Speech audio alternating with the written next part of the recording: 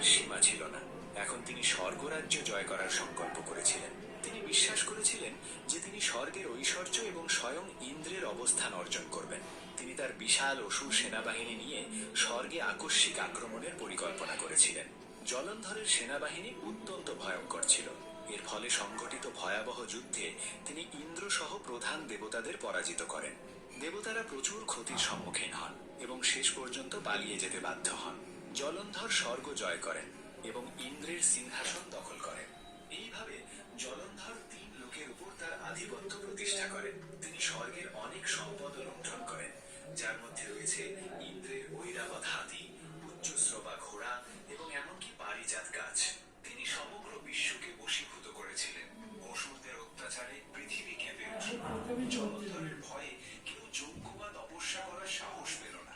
ঋষি সন্তদের তপস্যা ব্যাহত হল।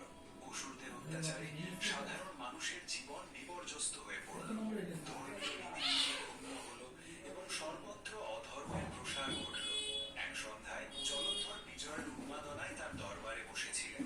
অসুররা উচ্চস্বরে তার প্রশংসা করছিল। ঠিক তখন শান্ত ভঙ্গিতে বৃদ্ধা এগিয়ে এলেন।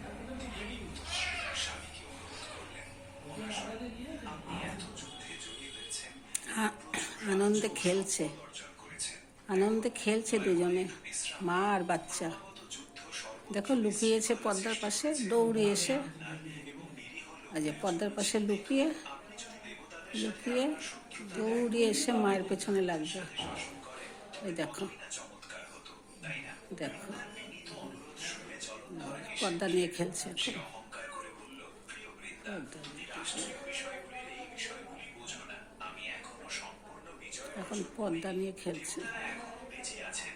আমি তাদের সকলকে সম্পূর্ণরূপে বশীভূত না করা পর্যন্ত বাচ্চাটা অনেক বড় হয়ে গেছে। আমি 3 জগতের একমাত্র সম্রাট হতে চাই। আমার পথে যে কেউ দাঁড়াবে, এই দেখো এই মায়ের পেছনে লাগলো, এই যে খেলছে। জলন্ধরের অহংকারের কথা শুনে আনন্দ, কত আনন্দ। আরে বাবা, আরো ব্যাখ্যা করার চেষ্টা আরে বাবা, কি দুষ্টামি করছে, চুপ থাকার ইঙ্গিত দেন। তার সামনে বর্ধমান অহংকার কি দুষ্টামি করছে। দেখো দেখো বাবা, আরে বাবা,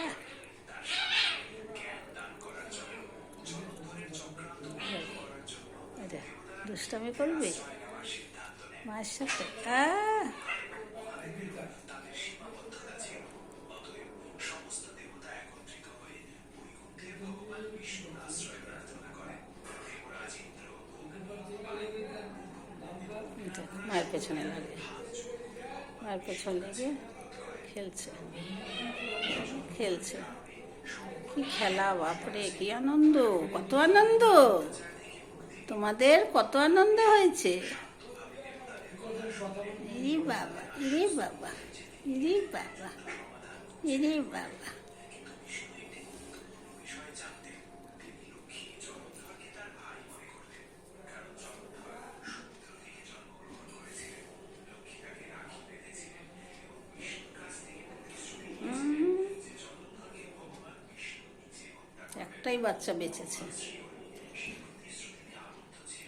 আবার এসছে, আবার এসছে, আবার পর্দা ছিঁড়ছে, আমার সোফার উপর উঠে সোফা সিট ছিঁড়ছে, এসব করছে ওরা। ওই দেখ, দেখছো খেলছে। মা আর 2-3 দিন পরে যে আবার এসছে, জানো, মানে এখানে হয়েছিল তো, বাড়ি ভুলছে না। না না